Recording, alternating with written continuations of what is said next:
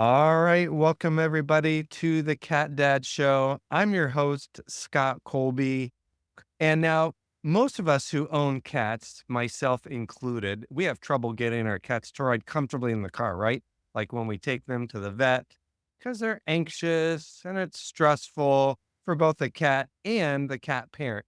Well, today we're going to be talking to Kathy Davis, an entrepreneur and author who actually travels the US full time with her husband and two cats, Archie and Eddie. We're going to talk all about their experiences and safety when it comes to traveling with their cat. So it's going to be a fun show. Kathy, welcome to the Cat Dad Show. Thanks, Scott, for having me. I'm really excited to be here and share our cat experiences. Yeah, that's awesome. And, the audience, they don't want to know about us. So let's dig in and talk about cats. So, how do you make sure, your cats are Eddie and Archie. So, how do you make sure that Eddie and Archie feel comfortable and safe when you're on the move in your RV? Because I know that could be stressful for some cats. So, what are some of the things that you do to make them feel comfortable? Definitely. So our RV is actually a fifth wheel with a tow. We tow with a truck.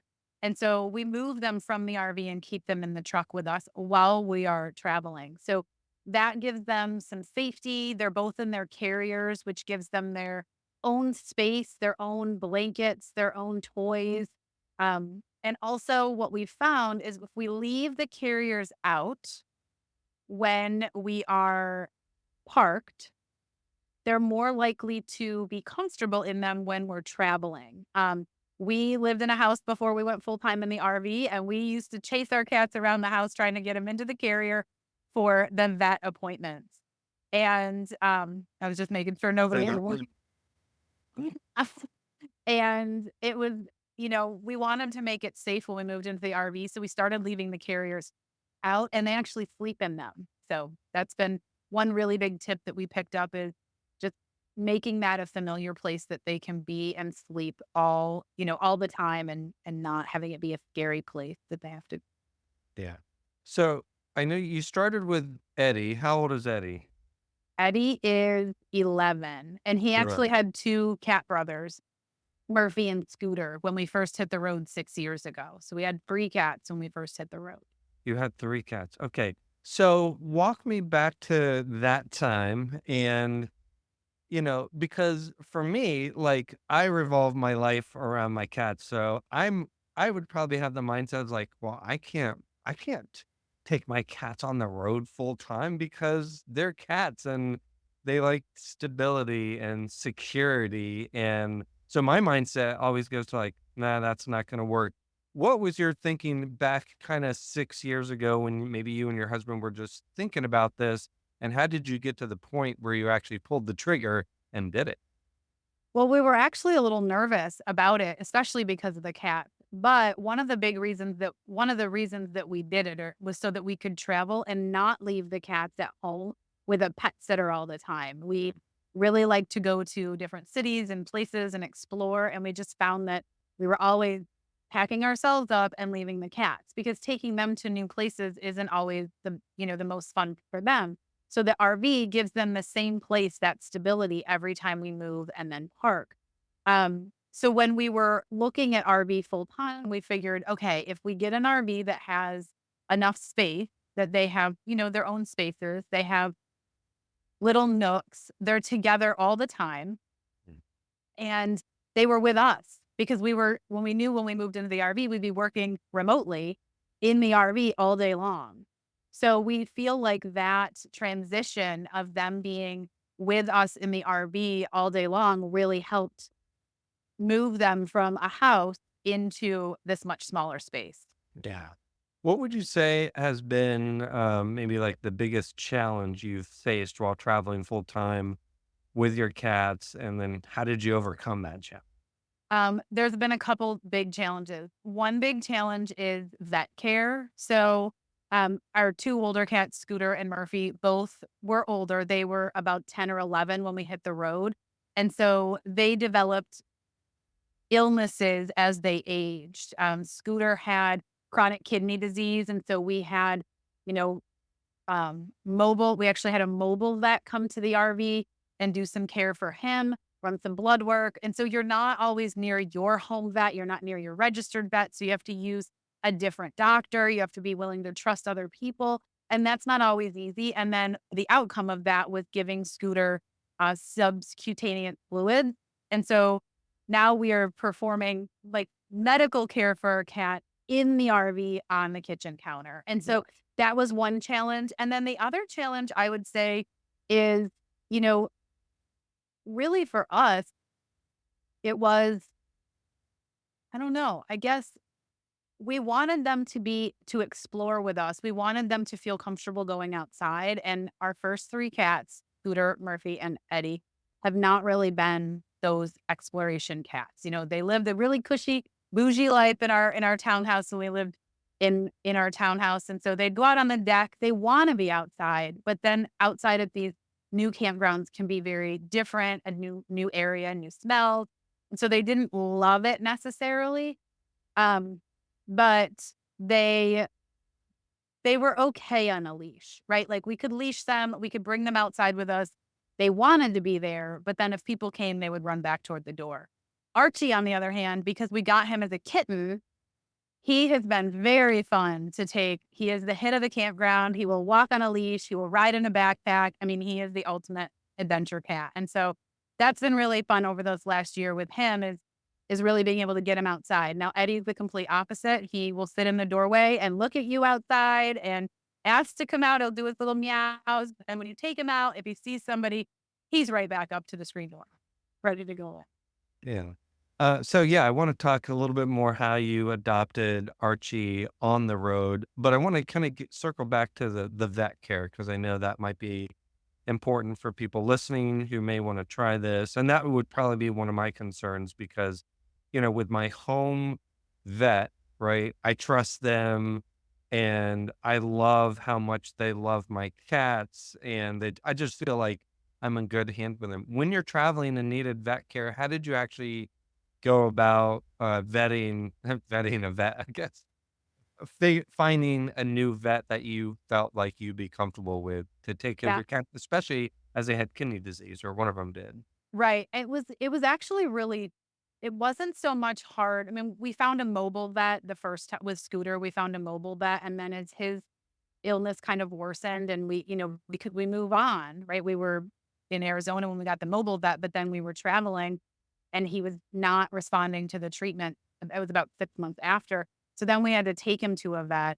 And that's hard because you're taking one and leaving the others. He came back, they hiss. Like, it really does. And I'm sure people living in a house, if you have more than one cat, you've experienced this, even if they're in your own house. Like, you take them to a vet and now they smell funny, and the other cats are like, "Whoa, you smell like that place we don't like to go. We're not gonna be buddies right now." And so that was really hard. And then when we lost Scooter, we lost him in the RV, and we had to then find a place that would, do aftercare so that we could get his ashes back. And so that was also a big challenge. Um, but as far as the vets that we've seen, we've been really fortunate. We read a lot of reviews. We take the reviews with a grain of salt. Like, not everybody's happy with everybody, but we look for, do they care for these people's pets? Do they have good reviews that speak to, the quality of care that they give? And are the reviews, do the reviews seem trustable?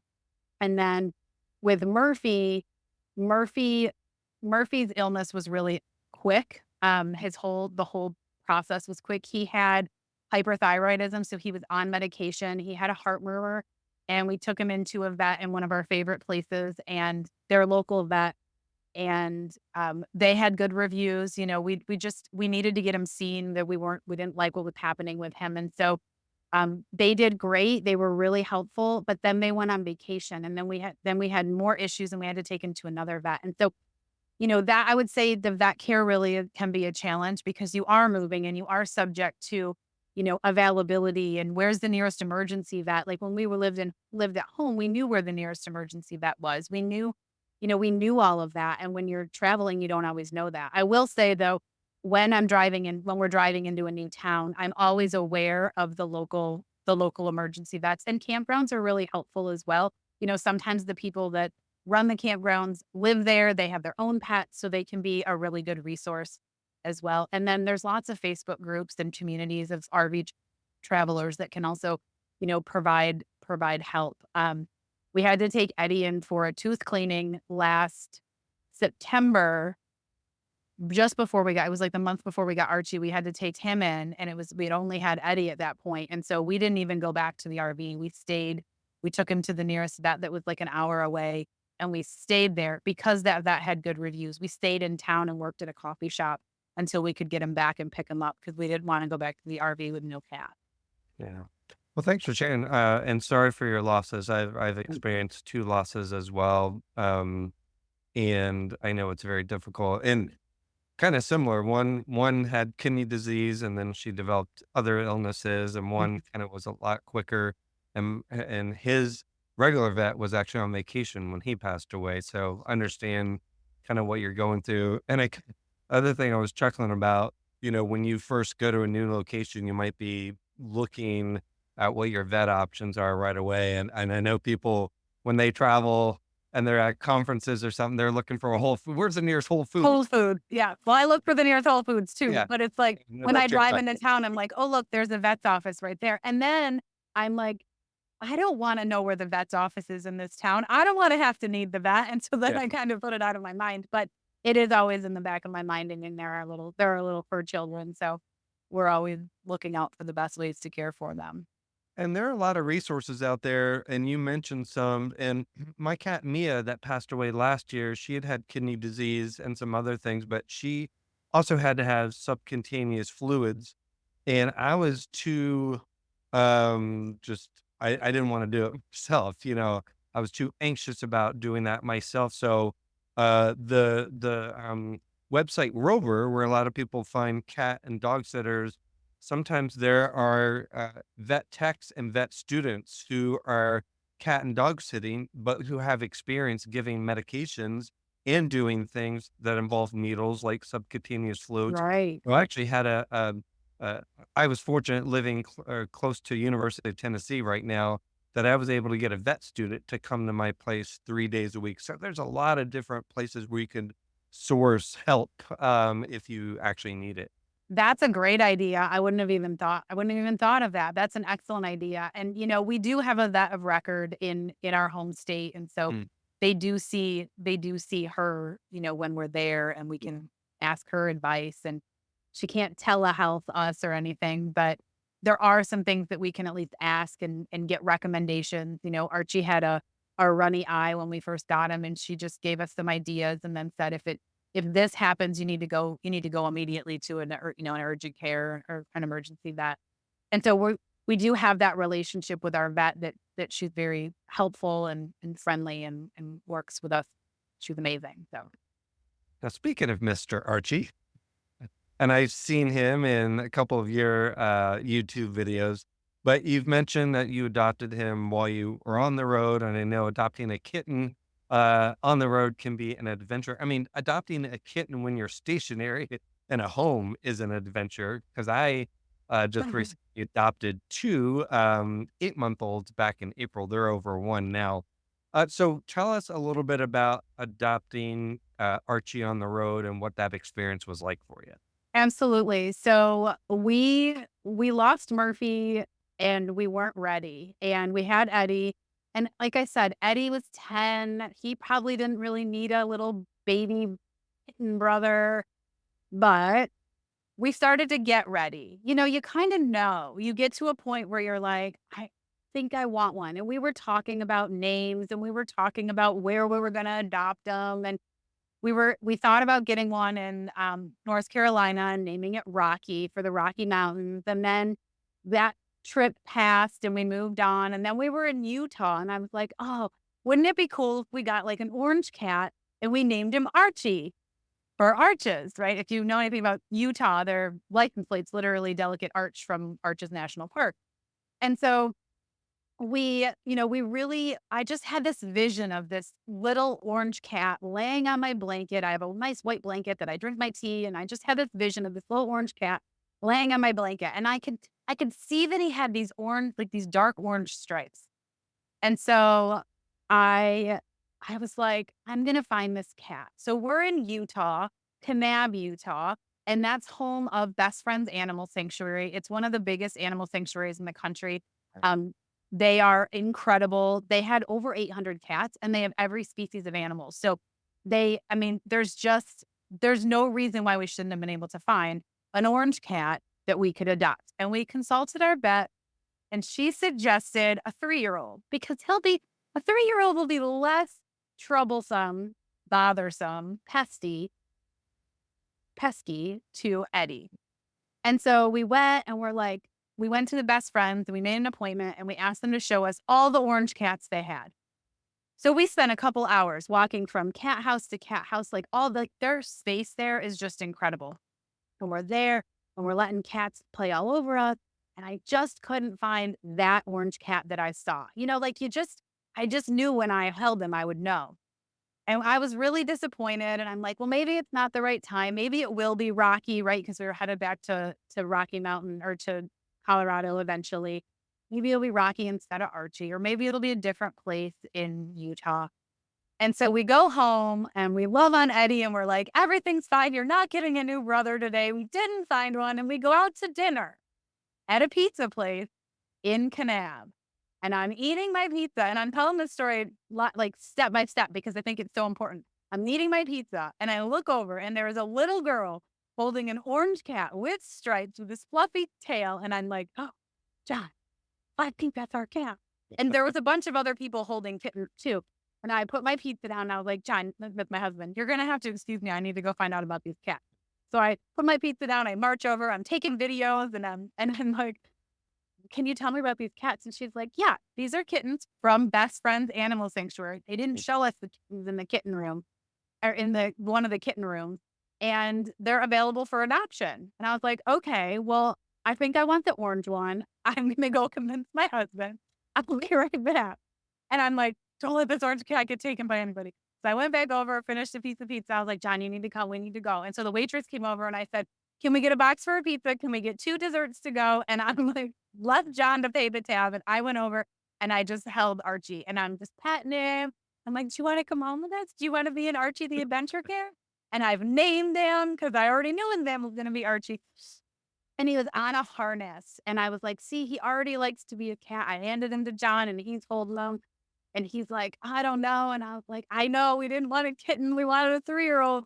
Well, anyway, obviously, we brought him home and we tried to slowly introduce them. But in an RV, it's really, really hard. There just isn't space to keep them separate. And we really didn't want Eddie to feel isolated from the places that were already his, right? He Right. already had full run of the house. It wasn't like we had a guest bedroom. We don't have another bedroom. So Archie ended up spending the night a few nights in the bathroom so that we could keep them separate so that they didn't. And ironically, we have a baby gate. So we could actually introduce them slowly, but we didn't want to leave Eddie where he was locked in the living room when we were in the bedroom or anything like that. So we introduced them slowly. It was Eddie tolerated him probably for about the first 6 months. It was a tolerance. It wasn't a, "Oh, you're my snuggly brother. We're gonna do a cuddle puddle." It still is less not cuddle puddle like Eddie was with Scooter and Murphy by any stretch of the imagination, but they will lay together. They'll sit next to each other. They'll look out the door. I mean, I have pictures of Archie as a tiny little fluff-tailed kitten looking out the door, standing next to Eddie. So they got along, but it was never the cuddle puddle that we were hoping. But bringing a kitten into any space is challenging, and if I were to do it again, we probably would change the dynamics of where we block them in and how we maybe get a couple baby gates and leave one and like half like divide the kitchen or something like that so that nobody was in a space that was, super lonely. It was good to have Archie in the bathroom at night because he slept. There wasn't much that he could get into. We did have a couple of issues. RVs have small spaces and small kittens can get into small spaces that bigger cats didn't get into. And so we had a couple of instances where Archie ended up in the basement and we had to take down a wall and get him out. And I mean, that's one of the things about, you asked me in the beginning, how do you keep them safe? It really is knowing your space enough to know where those small spots are. Like, are there places where, they can get that maybe you can't get to? There's under our in as you walk up into the top of our fifth wheel, there's a couple of steps. And under the steps, there's an air return. And so both of all of the cats that we have, except Scooter, had gone into the basement from Mm. that. Eddie had been in there, Murphy had been in there, and then Archie had gone down there, and now it's sealed with metal grate, so they can't get into the basement. But now they can go in there, and that's another hiding spot. So, that's one of the things with when you're introducing a pet into a small space, you really need to know the space. And that was one of the things when we asked the vet way back before we started traveling in the RV was what can we do to really make them feel at home? And his recommendation, our vet at the time said, make sure that they have places that they can hide where they feel safe. And so we have spots next to our bed that are both little like cat beds in there and they can get in there. They have access to our closet. They have access to, beds along the walls that are kind of nooked in under things and behind things. And so they really have a lot of spaces that they can go that are safe, that make them feel, you know, comfortable and make them feel good. Yeah, I love that story. I've actually been to Best Friends Animal Sanctuary to do some volunteer work. Yeah, incredible place. It is incredible. Yeah. So, how long have you had Archie now? We've had Archie for just over a year. A So year. he's Okay. about 15, 16 months old. Okay. So so my new cats were born in August of last year, so they are about 14 months old. So almost, mm, they're like Archie seems like he's full grown now, and yeah, He is full grown. I mean, I was looking at pictures of him when he was a tiny little kitten, and I'm thinking he grew so fast. Like, he's fast. yeah. And I know cats are creatures of habits. Um, and I was thinking like, well, how do they adapt to new environments as you travel to different locations? But your home is the same, right? You're just going to different locations and if they're not, so their litter box isn't moving, their feeding times and their everything you have kind of equipped in your RV, that's not changing. It's not like you're moving from house to house every year where they may have more trouble adapting to a new environment, right? Definitely. And they know. So one of the things that we did is, and I don't know if they really know, but my brain says they know.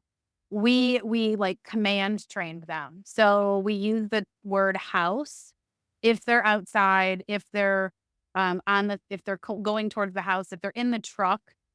We don't off leash them, but we have had instances where Eddie had, you know, we opened his carrier and he's out and he wants to run to the house. And because we tried that in the beginning with, can we make them so that they'll go from the RV to the truck without having to be in a carrier and then just get in their carrier in the truck? And Archie will. He'll go to the house and he'll go to the truck. Like those are some commands that we have. Eddie, as soon as you let him out of the truck, he beelines to the RV. Like they know where it's supposed to be. It's very cool to kind of watch them adapt. And then when I let them into the house after we've moved, our RV has slide outs, so we have to put the slide outs obviously before the cats come in. When we let them in, I make sure all the windows are open and then they just go from window to window. I mean, Eddie's laying in the window right now in the sun, looking out the window. I mean, he just loves the brightness and the windows and the access to the windows. I mean, there's windows here next to my desk, there's windows behind the so they really just get into their space and it's like home. Yeah. Yeah, and the cool thing is that just like for humans, you're getting different stimuli in terms of visual. You might go from one beautiful area to another. Cats love windows and they love to Mhm. look outside, and they're getting different stimuli as you go from place to place there. So when you're actually driving, where are Archie and Eddie? So Archie and Eddie are in 2 separate carriers in the back seat of the pickup truck. So we have a Okay. pickup truck and we tow a fifth wheel camper, fifth wheel Yeah. RV. Um, I do know of people traveling with their pet left in the RV. We've read a lot of things about pinch points with the slide outs. When you're traveling down the road, the slides would be shifting up and down. So we just choose to we put them in their carriers, we put them in the truck, then we bring the slides in. Um, and so they're never really in the RV when it's doing any kind of movement. We don't level the RV when they're in it. If we have to level the RV, we'll actually leash them and get them out, whether it's to put them in the truck or just to take them outside. We want their home to feel as safe as possible. And so we don't move the RV when they're in it. And that way it just keeps it to be this safe place. Hmm. But that's with the nature of our cats. Archie probably wouldn't care, but Eddie is very skittish around things. And so moving the RV could be traumatizing to him. And so we're really cautious with that.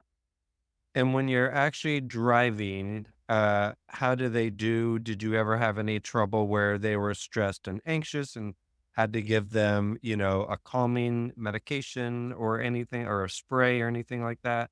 We haven't had to use that with now we've had 4 cats that we've traveled with. They've all kind of been okay. I think the first couple of trips were, just learning the ropes. So there was a little bit more crying then, a little bit more singing, as we call it. And then one of the things that we've actually noticed is some road, the construction or the material that the road is made out of must create a different noise because sometimes they'll be perfectly fine. Everybody's quiet, laying, sleeping, resting, not even a peep. And then we cross over onto a different type of road and they cry. And Hmm. so we think that that's the assumption that we've made. The conclusion we've drawn is that the material that the road is makes a different road sound, which is not comforting to them. We haven't had any issues where they've been, so vocal that we were concerned. They usually calm down. We only travel about 3 to 3.5 hours per trip. So they're also not away from their litter box or food or water for very long. And so it's really, everything's really done for them. I mean, our short trip started because when we had Scooter, he had, urinary issues that then led into kidney disease. And so it was always short drives so that we could get him back to the litter box. We didn't want him having to hold his urine for very long.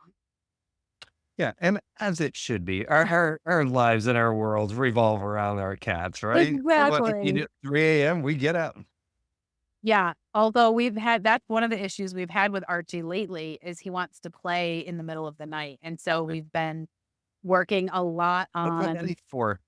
I know, poor Eddie, he does get the brunt of it in the middle of the night, and you hear him just squealing out here, and then he comes in and lays on my pillow, and it's like, "No, now you're gonna wrestle on my pillow." So we've been playing with Archie even more at night, because he is a kitten. He does have a lot of energy. He does wanna play. But as I mentioned, he's really good going for walks and in the backpack, and so that stimuli exhausts him. I mean, he loves people. He will if you're walking by and I have Archie on a leash and you say, "Oh, look, a kitty," his head tilts towards you and he's just waiting for you to call his name. So that's something we've also trained him is that if people call his name, they're going to give him pet. And so he will go to, if you say Archie, he will come to you. So if somebody's out there, I'm like, his name's Archie, call him. They'll say, Archie, Archie, come here, kitty, kitty, come here, Archie. And he comes right to them. So I'm actually hoping he comes to me, but it doesn't work as much when I'm calling. Um, and because you said you drive, maybe 3 to 3.5 hours as the longest, so the litter box and the cat dishes stay in the RV. They do. Yeah. Okay. And And how is that with the litter in the RV and all that? well, that's always fun, right? Because cats get litter everywhere. We scoop the litter twice a day so we don't have smells. And then we also have a little broom and vacuum, and we just kind of sweep around it. The litter, a lot of people will because I'm not the only one that travels full time with my cats by any means. We see a lot of cats out in campgrounds now. Um, but a lot of people will put the litter box in the shower. We just found that they made such a big mess that it's easier to just have it in the hallway and just sweep around them, throughout the day. And these 2 seem to be less messy than when we had Free. Murphy was really messy. I don't know what he did in there, if it was like his, playground or something. But cat litter used to be flying everywhere with him. He's funny. And we have a so our litter box is top entry. So they actually jump in it. And so that also protects the area around it. And They're not going out through a flap, they're going out through the top. Okay. Yeah, gotcha. So when you're stationary like you are now, are you typically in campgrounds, RV parks? Campgrounds and RV parks, yes. We Okay. rely on shore power. We don't have a generator or solar right now, so, we rely on the electric pedestal and, um, yeah. So no cats are very curious. How do Eddie and Archie react to just the different sights and sounds to the different places that you visit? Oh, it's very cool. So our cats have been well, Eddie's been to 33 states, same Whoa. as us, because 'cause he's been with us since we started. Archie, I think, is on state number 11, because we picked him up in Utah and then we've moved over we're in Ohio now. And it's so fun to watch them because in some campgrounds, there's just squirrels everywhere. In other campgrounds, there's, songbirds. In other campgrounds, there's ducks. In Florida, there are iguanas, and so it's just so fun to watch them see and interact with the different animals through the windows. Because again, we don't really I mean, they go outside, but Archie's gonna be interesting around the iguanas in Florida Mm. because he is so much more willing to walk with us on a leash away from the camper. But Eddie likes to watch them from the window. Yeah. Does now that you have Archie and he loves the outdoors, does Eddie get into the outdoors more? Is he kind of getting a little bit more adventurous? He does, and he wants to be adventurous, but he's just so scared of other people and noises. He really doesn't like the big diesel trucks, which, we're guilty of that. We have a diesel truck too. He doesn't like it if somebody approaches the camper. He just gets more skittish around people. We don't know why. We've had him since he was a kitten too, but he's always been a little bit less, the pet sitter wouldn't see him until, she'd sat there for a little while. He'd finally peek his head out, whereas the other two would have come when they were called. But he will sit at the door and ask to go out. He will if we have a private site or a site that doesn't have, somebody right next to us, he will venture out. He'll sit out there with us. We have cat beds that go outside. We have extra chairs that they can sit in because of course we do. And things for our cats to sit in outside. And so, he'll come out and sit for a while, but then if there's, a loud kids yelling or, people walking by a lot. He just gets nervous and goes inside, and then he'll sit in the window and watch out. And then he'll beg to come out, and then it'll be like another cycle of doing it. Yeah. How do you handle outdoor safety in an unfamiliar place? Like when I open my apartment, I'm scared that my cats will run out. And I know Eddie's more skittish, or maybe Archie needs to be watched a little bit more with outdoor safety. But how do you handle that in a environment maybe you're not as familiar with what's out there yourselves? Yeah, we're really cautious, probably overly cautious. Off leash dogs are a real issue. Murphy had an interaction with an off leash dog. Luckily, nobody got, injured, but you just don't know. And so we're really cautious with dogs, really cautious with off leash dogs. The campground we're in right now, the neighbors let their dogs off leash. So we haven't taken our cats out much. If Archie goes out, we've got him close on a leash. We have his backpack. He knows that his backpack is his safe place. So we'll put him in the backpack if we see somebody with an off leash dog or if we're walking by a larger dog. Archie's really curious about dogs, which makes me even more nervous because I'm afraid he'll then want to go towards them. And so we're extra cautious. And then when our screen doors open, so this is probably not a fire safety thing. So do not do as I do. Um, but we have the way that the RV latches the door on is like the handrail folds in. And so we just fold the handrail in to make sure that the screen door doesn't open because he knows how to push the little button, the little latch to let open the door. So he can let himself out. And so we had to have another level of precaution to make sure that he didn't just let himself out the screen door and now he's outside and we're inside because he is so smart. He would do something like that. Yes. Cats are smart. Um, is there any other gear or setup you use in your RV that maybe we haven't talked about to make your life more cat friendly on the road? Any must haves? Some things that we really think are that have made their life better on the Mhm. road is a cat tower that sits right up against the height of the windows so that they Mhm. can sit in it and see out. The backpack has been a huge Like, that's been a huge addition. We did not have that with Scooter or Murphy or Eddie. And honestly, I don't know that Scooter or Murphy or Eddie would really enjoy riding in it, but Archie really does. He'll sit in it and look out the back flap. He'll climb, if you open the top, he'll climb up and kind of perch on the top of it and peek over your shoulder while you're walking. I mean, that's really enhanced his ability to kind of explore and feel safe. Um, we have lots of toys. I mean, of course we do, but just having toys that we can throw around. Now, in our situation, our toys are a little bit bigger because we don't want them to get under our slide out. So there's like just those little things that you want to think about in when you're thinking about, a new space for your pets. Like if your toys get under the oven or the stove, you just move it. And our toys get under the slide out. Sometimes we find them outside. Like John came in one day and he's like, our ball is outside. It must have, as we put the slide out at the new campground, the ball must have been stuck under it and popped out. So just things like that. And then I was telling you earlier, we have cat treats. I was hoping I'd get a cat to come. Hi, Jason. Cool. Come on, guys. Are you hungry? Normally they're like all in this Yeah. space trying to look out the window. Like they love their treats. I don't know why they won't come. He's like, you want me? And then guess what, Kathy? As soon as we end this, they'll come from the street. For sure, Wow. for sure. Any advice for cat parents who are considering taking their first road trip with their cats? Not necessarily like living the RV lifestyle like you and your husband are, but maybe just wanting to get their cats, more comfortable in the car and be able to take them to a local campground, perhaps. What would you say for those folks?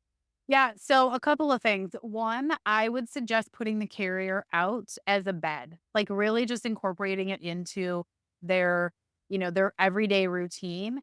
The other thing is wherever you're taking the cat, make it cat friendly. So we actually just road tripped with Archie and Eddie to my in-laws. We stayed at their house in one of their spare bedrooms and we made that cat friendly.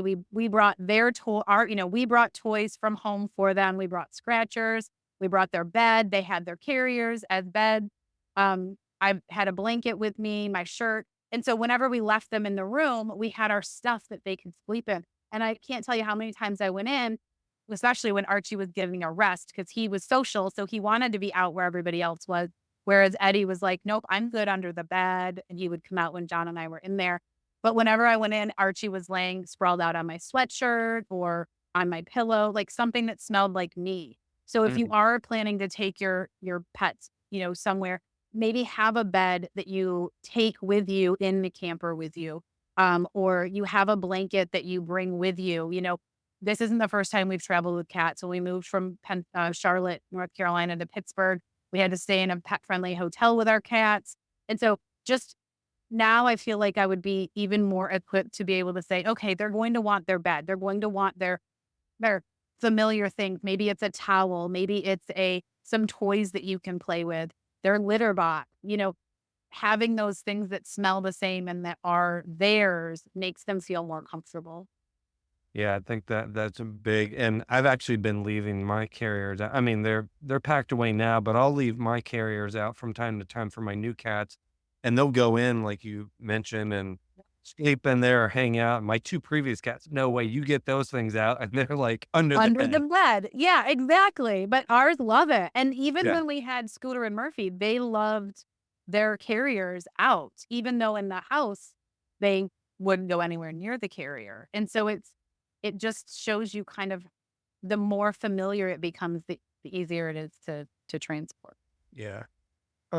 People might be wondering, like, when you go to a different RV park or campground, is there anything you're looking for specifically that makes them more cat friendly, if you will, or pet friendly, or anything you and your husband are looking for, just to kind of rule out one campground, but makes another campground more attractive? So this is I'm gonna relay this in terms of how we kind of operate right now. So typically when we're looking at campgrounds that are going to, allow us to live the lifestyle that we live. We work remotely Monday through Friday. We explore on the weekends. So oftentimes we'll stay in a campground for 2 weeks or a month, depending. And so we're looking for places that where we can feel like we can live our lifestyle. It has the night outdoor space, things like that. When we're at a campground, we also will walk around and we'll look at, if we were to come back here, which of these sites would be even better than the site we're in now. Mm. And I think that the things that we're looking for in that instance, because once you're at the campground, you can be like, oh yeah, like the site we're in right now is awesome, but the patio is a little bit small and it's very open, which means when Eddie's out there, he's extra edgy. And then, of course, like I said, the neighbors don't leash their dog. And so the dog will come over here. And so we're less likely to sit outside. So those are, even though the rule is that they have to leash their dog. And I know we're going to get comments. And if this is you, feel free to comment that I should have told on them and I should have asked them to leash their dog. I know. We're here for a month and they're here for probably longer than that. And I didn't want to be that person. So I just not hung out outside much with Eddie. But at one of the campgrounds we were in a few months ago, it was amazing. We had these beautiful hedges around the patio. And so Eddie would just sit out there. And he was by himself last summer before we got Archie, and we were in a campground and there was nobody there. Probably because it was like in Utah, and it was 100 degrees before we got Archie in the middle of August. And so nobody else was out there camping. But we were like, hey, this is fine. This is great. There's nobody. And so Eddie walked all around the campground with us. He was outside every night after work with us. I mean, he really, and so that's also something, can we be in a place on shoulder season when it's a quieter campground and maybe there aren't as many people and there isn't much traffic? Mm. Yeah, awesome. Um, I don't know, people who are watching this or listening might be curious, like, how does Kathy and her husband get to live this lifestyle? Like, even if we don't have a cat, it sounds like a great lifestyle just living on the road. And I know it's there's a lot of challenges that I'm sure you have, but what do you actually do that affords you to be able to travel and live this lifestyle? Yeah, absolutely. So I run my own business. I'm a plant-based lifestyle and mindset coach. I help people go plant-based. I'm also a recipe developer and cookbook author. I've authored 3 cookbooks. And then my husband works for a software company in IT. So he has a remote job. We pitched his job that we could work real remote and they said yes. And so we went on the road and that was 6 years ago. I would say that the highlights and the benefits of this lifestyle do outweigh the challenges, but Yeah. there are challenges. Right now, our truck is in the shop getting a couple of repairs. They're just minor, but they've had it for 10 days. We have a rental, kind of makes you like, I'd like my truck back. You know what I Yeah. mean? Like those little things. I mean, but that could happen in a house. Your vehicle could need repairs and you would have to have a rental. Like these are things that you would experience in a house. We just experience it differently, right? Like we had our water system needed a repair and we had to wait for the part. And so we didn't have water, but the campground had water. Like you know what I mean? Like you would experience it. It just feels different in an RV when you're traveling and you're not near family. Like it wasn't like I could just, ask a friend or family to pick us up at the car dealer. No, we had to get a rental because we don't know anybody here. And so it's those little challenges like that kind of that you do kind of notice every now and then. But my gosh, like I said, we've been to 33 states, over 25 national parks. I mean, we really do feel fortunate and as if we're living the dream. Do you have a favorite place you've traveled to? That's one of the hardest questions ever. Okay. So I personally really love Maine. I grew up in Western New York, lived in Charlotte, lived in Pittsburgh. I really love Maine. And then I love mountain time zone, like any state in mountain Oh, time yeah. zone, Yeah. Montana, Wyoming, Colorado, Utah. I mean, I love them all. I love the mountains. It really has been that those parts of our trips are really amazing. And again, why we would get a cat and name him Rocky because we love Nice. that. And Sure. it's not off the table. Every now and then we're like, we should really get Rocky. He would be a great addition to this little national park family over here. Yeah. So Get a third you one never and then know. come back on the Cat Dad show. Yeah. So, yeah, I actually moved to Tennessee from Colorado. So yeah, just love the Rocky Mountains. You glossed over a little bit, but I know you said part of what you do is a mindset coach. Can you tell me a little bit more about that?